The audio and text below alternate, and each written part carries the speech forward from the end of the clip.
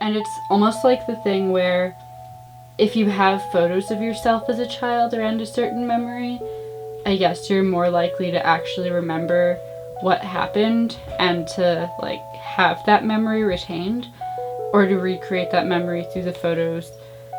But I had like these Winnie the Pooh Velcro shoes and this really fun little coat that was like kind of puffy.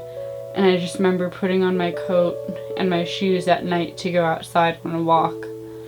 Or I just remember looking up, like putting my hands against the trunk of a tree that still grows there and just looking up like, oh my god, this is the biggest fucking tree that I have ever experienced.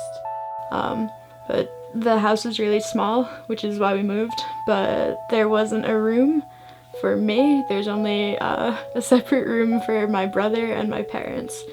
So they put a crib in a closet that had a really strange, thin, rectangular window. And I remember waking up one night, because I guess I had a nightmare, and I looked into the window and saw these shadows that resembled the Count from Sesame Street, who I was like deathly afraid of.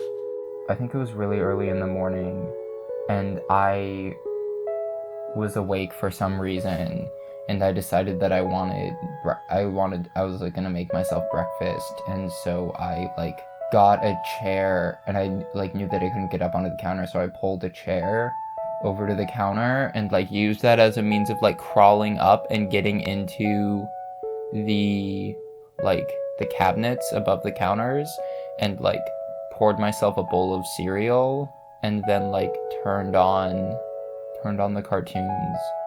And I remember at some point my mom just like woke up, because she like woke up for the morning and came out and was like saw me there, and I think she sat down with me.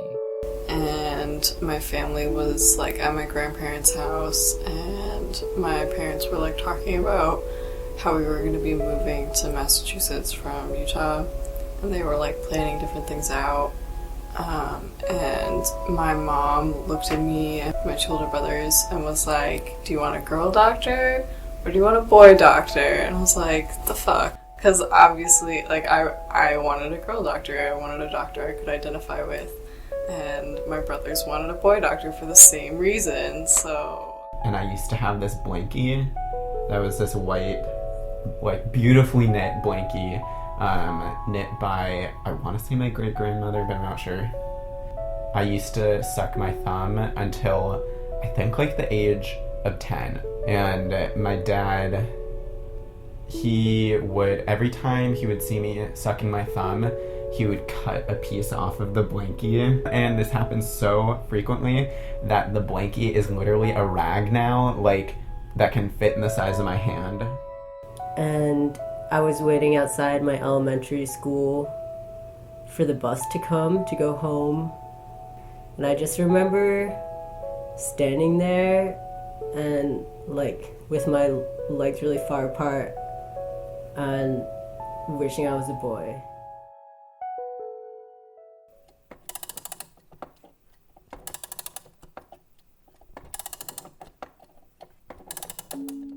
So when I was 6, me and my family, we'd moved to the house that I currently live in. And I was 6, so my brother had to have been either 9 or 10. And I remember running in the backyard, which was much bigger than the last backyard. And there are 2 little wooden stairs to get onto the deck. And I'm running, and it's the summer. And I don't have shoes on, I'm just wearing shorts. And my brother, he was behind me as I was running, and he took a soccer ball and kicked it at me. So I kind of got stopped by the soccer ball and then was launched forward up the 2 steps of the deck and like thrown bodily across the very, very, very splintery deck. So then I got my own room, and it was a whole new room where a staircase used to be. And that night I was just so excited that I had my own room and I didn't have to live with my sister anymore, that I just lay in bed and I laughed to myself like pretty much the whole night. And my sister was so pissed off. there was this game that I used to play with my dad and auntie. We would play pickle. But I never actually wanted to play pickle in the sense of, like, try and get the ball. I was more interested in running back and just chasing the ball back and forth between them for some reason, and I don't really know why. I think part of it was just me understanding that, like, I'm not gonna be able to get this ball.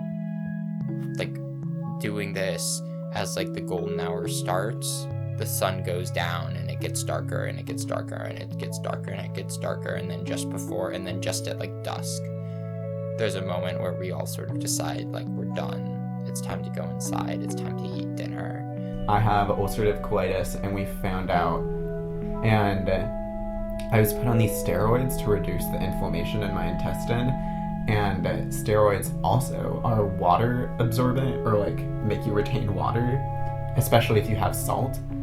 So I would eat lots of salt, and I was on a really high dosage, so my cheeks swelled up, so I looked like Chipmunk.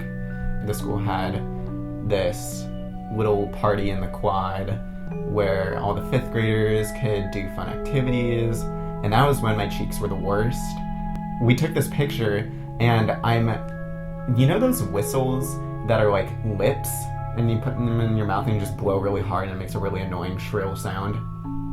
So I have one of those, and it's purple in my mouth, and my cheeks are huge, and I look ridiculous, and I'm sitting next to these 2 strangers who look nothing like me. Like, we shouldn't be taking this picture together.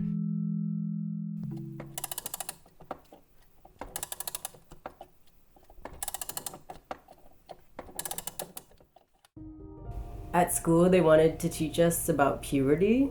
The health teacher, like, after the movie, she asked us to write questions on note cards, and I wrote down, like, what if you're not into boys but you're into girls, then is something wrong with you? And she just was really flustered and didn't know what to say. I don't know how it happened, but, like, one of the games, it was a truth or dare game, that was it. And she dared me to see her naked, and I was like, no, like, I'm not gonna do that, that's really weird, like, I don't wanna do that. And then she was like, no, it'd be super funny, and I was like, no. I did track in 7th grade. It was, like, at practice one day, and I just remember, like, looking over and, like, noticing, like, the shape of his arms, and then sort of feeling, like, weird about that, and then being like, oh, fuck, I'm attracted to this kid. Like, uh-oh, this is not great. Like, I told one of my best friends that I was a lesbian, except English wasn't her first language, so she did not know what that word meant, and then I had to explain it to her.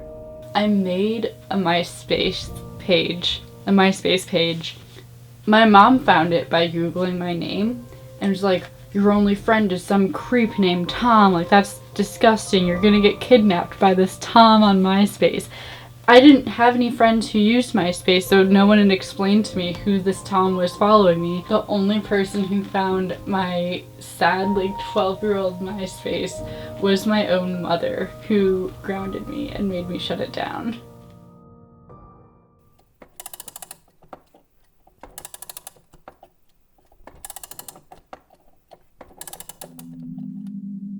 So the plan was for her to hand me the pills to then hand to the person who is buying the pills.